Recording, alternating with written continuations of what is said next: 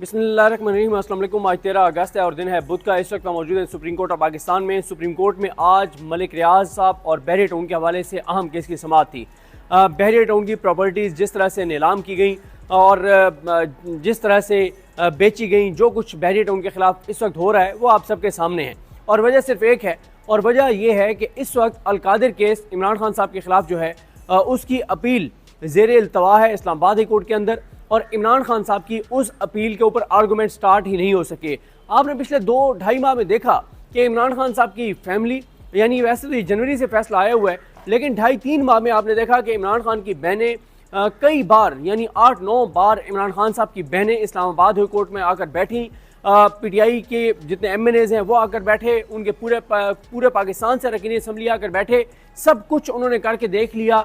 लेकिन जस्टिस याहिया खान अफरीदी साहब के लाए गए जस्टिस सरफराज जोगर ने इमरान खान की अलकादिर केस की अपील समाअत के लिए मुकर्रर नहीं की, और वो प्रैक्टिकली ये कह रहे हैं कि जो मेरा जो कर सकते हो कर लो, मैं ये केस नहीं लगाऊंगा। जाहिर है जब चीफ जस्टिस पाकिस्तान की, एक chief justice Islamabad high court को मुकम्मल हमायत हासिल हो, पूरे निज़ाम की हमायत हासिल हो, हुकूमती जमातों की सपोर्ट हासिल हो, तो वो क्या फिर आप पूरे पाकिस्तान से अरकान असम्बली ले आएँ, सैकड़ों हज़ारों लोग इकट्ठे कर लें, लेकिन वो केस नहीं लगाएंगे, और वो केस नहीं लगा रहे। केस ना लगाने की जो वजह बताई जा रही है, जो मेरी एक वकील से बात हुई, मैंने कहा यार क्यों जैसे सरफराज जोगर साहब क्यों ये केस नहीं लगा रहे? आपको क्या लगता है कि अगर हम ये कहेंगे इसलिए नहीं लगा रहे कि इमरान खान को सजा मुअत्तल करनी पड़ेगी या बरी करना पड़ेगा, अच्छा कर देंगे तो इमरान खान का तोशाखाना 2 केस चल रहा है, उसमें फैसला आ जाएगा। अगर इमरान खान को गिरफ्तार ही रखना है तो इमरान खान के ऊपर 200 केसेस हैं, 200 में से किसी केस में भी गिरफ्तारी डाल देंगे, तो ये तो मसला नहीं है। उन्होंने कहा कि हमारी इत्तला ये है, जो बाखबर वकला हैं इस केस से जुड़े हुए, जो इमरान खान साहब की टीम है उसकी बात नहीं कर रहा, जो और कुछ वकला इस सारे केस से जुड़े हुए हैं, वो ये कहते हैं कि मसला ये है कि मलिक रियाज के ऊपर बहुत ज़्यादा सख्तियाँ इसलिए बढ़ा दी गई हैं, दबाव इसलिए बढ़ा दिया गया है कि अगर अलकादिर केस में आके मलिक रियाज गवाही दे देते हैं तो चाहे वो गवाही झूठी होगी, लेकिन इमरान खान के खिलाफ और बुशरा बीबी साहिबा के खिलाफ केस बड़ा तगड़ा हो जाएगा। वो ये कहते हैं कि क्योंकि मलिक रियाज जो है वो गवाही नहीं दे रहे और वो नहीं मान रहे, इसलिए आप ये देख रहे हैं कि बहरिया टाउन के ऊपर सख्तियाँ बढ़ गई हैं, उनकी जायदादें नीलाम की जा रही हैं। जिस दिन नीलामी थी उस दिन जो हमारे सहाफ़ी गए वो ये बताते हैं कि उनको उस जगह पर जाने ही नहीं दिया गया जहाँ पर नीलामी हो रही थी, बल्कि उनको अलग एक कमरे में बिठा दिया गया, और जब उनको अलग कमरे में बिठा दिया गया तो बाद में एक प्रेस रिलीज आ गई कि इस तरह से नीलामी हुई है और ये साहब है, और जिस साहब ने वो प्रॉपर्टीज़ ली हैं उनके हवाले से फिर सोशल मीडिया पर सारी तफसीलात भी आ गई कि वो कौन है क्या है। तो अब ये हुआ कि और मैंने आपको बता दिया कि मलिक रियाज इस वक्त तक नहीं मान रहे, इसलिए उनके बहुत से लोग उठा लिए गए हैं, जबरी तौर पर उठा लिए गए हैं, अदालतों में उनको पेश नहीं किया जा रहा, केसेस बना दिए गए हैं, चादरवारी के तकद्दुस पामाल हो रहे हैं जो उनके लोग हैं बहरिया टाउन के। फिर बहरिया टाउन के अंदर रहने वाले रिहायशियों के अंदर बहुत ज़्यादा एक खौफ है, और ओवरऑल बहुत एक खौफ की फ़िज़ा बना दी गई है ताकि बहरिया टाउन के बिजनेस को तबाह किया जा सके। और आपको भी पता है कि बहरिया टाउन के कंपटीटर कौन है और उनके बिजनेस को ऊपर लाया जा सके, ये सारी चीज़ें तो हो रही हैं। अब हुआ ये कि जब इस्लामाबाद हाई कोर्ट का तो आपको पता ही है, सारा आप सुन चुके हैं, वहाँ जो रिपोर्टर रिपोर्ट करते हैं सारा, कि कैसे वो केस अचानक लगा के, और फिर वो जो स्टे था कि आप प्रॉपर्टीज़ को नीलाम नहीं कर सकते, वो स्टे खारिज किया गया और कहा गया कि नीलामी करें। नीलामी का प्रोसेस पहले शुरू हो गया था, इस्लामाबाद हाई कोर्ट ने स्टे बाद में खारिज किया। ये ऐसे ही है कि जब शहबाज शरीफ साहब ने एक बार जाना था बैरून मुल्क तो उन्होंने टिकट पहले कटवा लिया, लाहौर हाई कोर्ट से बाद में रजू किया, हालांकि बज़ाहिर वो दौर ऐसा था कि नून लीग को कोई किसी तरह का कोई रिलीफ नहीं मिल सकता, लेकिन जाहिर है उनको बताने वालों ने बता दिया था कि आप टिकट कटवा लें, लाहौर हाई कोर्ट की क्या हैसियत और औकात है, वो आपका नाम ECL वगैरह से निकाल देंगे। तो ऑक्शन का प्रोसेस पहले शुरू हो गया, सब कुछ हो गया, और इस्लामाबाद हाई कोर्ट ने स्टे बाद में खारिज किया, और जब स्टे खारिज हुआ उसी दिन ऑक्शन हो गई। ऑक्शन हुई, 6 में से 3 प्रॉपर्टीज़ बेच दी गई, जिस तरह से बेची गई, जिस कीमत पे बेची गई वो तफसीलात पहले आप देख चुके हैं। तो फिर ये हुआ कि फारूक नाइक साहब ने चैलेंज कर दिया एक तो उस फैसले को जो इस्लामाबाद हाई कोर्ट का था, जो उन्होंने इजाज़त दी नैब को कि आप बहरिया की प्रॉपर्टीज़ को ऑक्शन कर सकते हैं। दूसरा, उन्होंने दरखास्तें दायर की कि जब तक आप इस केस को नहीं सुनते तो ऑक्शन को जो है वो रोका जाए। तो हुआ ये कि जब लास्ट हेयरिंग थी उसमें बेंच था जस्टिस अमीनुद्दीन खान, जस्टिस नईम अख्तर अफगान और जस्टिस मियां गुल हसन औरंगजेब। तो जब समाअत शुरू हुई तो उस वक्त उन्होंने कहा कि दरखास्तें तो लगा दी हैं, लेकिन मेन जो अपील है वो नहीं लगाई जो फैसले के खिलाफ है। फिर और रजिस्ट्रार ऑफिस से रिपोर्ट मांगी गई, फिक्सेशन ब्रांच से रिपोर्ट मांगी गई, वो आए, और फिर ये कहा गया कि चलें आपकी नेक्स्ट वीक में जो है वो आपकी अपील भी लगा देते हैं, आपकी दरखास्तें भी लगा देते हैं।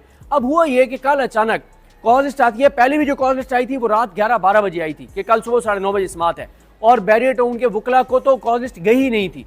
उनको तो किसी ने बस बताया कि नहीं, वेबसाइट पे नहीं आई थी, उनको कॉल लिस्ट निकली तो रात 11-12 बजे उनको बता दिया कि कल समात है। अब हुआ ये कि होना तो ये चाहिए था कि आज ये समात उसी बेंच के सामने जाती जिसमें जस्टिस नईम अख्तर अफगान थे, जस्टिस मियां गुल हसन औरंगजेब थे और जस्टिस अमीनुद्दीन खान थे। मसला अमीनुद्दीन खान साहब का नहीं है, उनका तो आपको पता ही है कि वो किस तरह के फैसले करते हैं और वो कहाँ खड़े हुए हैं। लेकिन नईम अख्तर अफगान साहब ने गुज़िश्ता समात पे कैटेगोरिकल ऑब्जर्वेशंस दे दी थी। उन्होंने एक नैब को कहा कि ये तो नैब ने अपने कानून की खिलाफ वर्जी कर दी है। अगर प्ली बारगेन, आप कहते हैं कि प्ली बारगेन खत्म हो गई है, और मलिक रियाज ने तो खुद चैलेंज किया हुआ है कि प्ली बारगेन जबरदस्ती कराई गई थी, तो वो दरखास्त भी पेंडिंग है, और आप ये कहते हैं कि वो प्ली बारगेन खत्म हो गई है, इसलिए खत्म हो गई है क्योंकि मलिक रियाज ने किस्तें नहीं दी। अगर आपकी बात मान भी ली जाए कि प्ली बारगेन खत्म हो गई है, फिर तो ये जो प्रॉपर्टीज जो थी वो तो आपके उस केस के साथ अब तो वो कनेक्टेड ही नहीं है, तो उनको मॉर्गेज किया गया था या अटैच किया गया था, जो भी था वो तो मामला सारा खत्म हो गया, तो अब तो जीरो पे चला गया मामला, तो आप तो ऑक्शन कर ही नहीं सकते थे। इस कैटेगोरिकल ऑब्जर्वेशन के बाद ये क्लियर था कि उस बेंच के सामने लगेगा, तो जो नईम अख्तर अफगान साहब है, मियां गुल हसन औरंगजेब साहब है, उनके यही चांसेस है कि वो दो तो कम अज कम इस जो नैब ने किया उसके खिलाफ जाएंगे। अमीनुद्दीन साहब चाहे नैब के और इदारों के और इस निज़ाम के साथ खड़े रहें।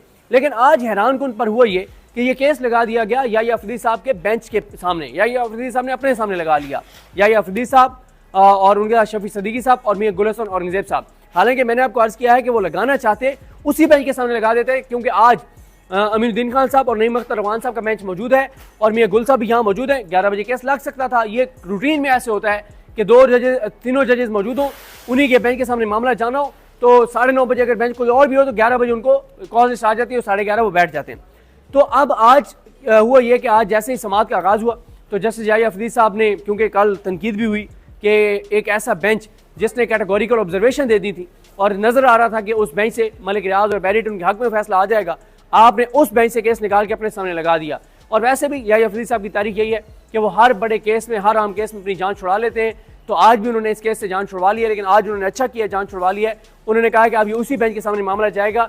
दूसरा ये हुआ है कि जो शॉर्ट ऑर्डर आया था इनका जस्टिस डोगर का और जस्टिस आसिफ का, जिसमें उन्होंने बैरियर टाउन को इजाज़त दी थी ऑक्शन की, उनका तफसीली फैसला आ चुका है इस्लामाबाद कोर्ट से कल।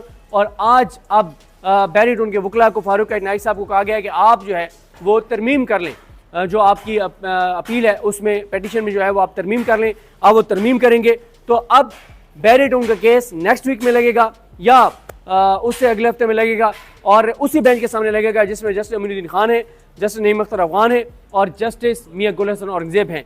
तो अब मामला नेक्स्ट वीक में जाता है या उससे नेक्स्ट वीक में जाता है, लेकिन उसी बेंच के सामने जाएगा। अब देखते हैं कि वो बेंच क्या करता है। लेकिन जस्टिस याहिया अफरीदी साहब ने अपने बेंच के सामने गलत किया, अपने सामने केस लगा के, और आज फिर जान भी छुड़वा ली और मामला जो है उन्होंने भेज दिया उसी बेंच के सामने। अब देखते हैं जी चीज़ें कैसे आगे बढ़ती हैं। लेकिन ये मैं आपको तफसीलन बता चुका हूँ कि मलिक रियाज के खिलाफ जो कुछ हो रहा है ये शॉर्ट टर्म है, क्योंकि गैर आईनी, गैर कानूनी तरीके से ये सब कुछ हो रहा है। ये सारी चीज़ें ख़त्म होंगी और ये सारे केसेस, अगर मलिक रियाज के खिलाफ जो दीगर जो इल्ज़ामात हैं जिनमें कोई हकीकत है, उनके ऊपर कोई कार्रवाई नहीं करनी।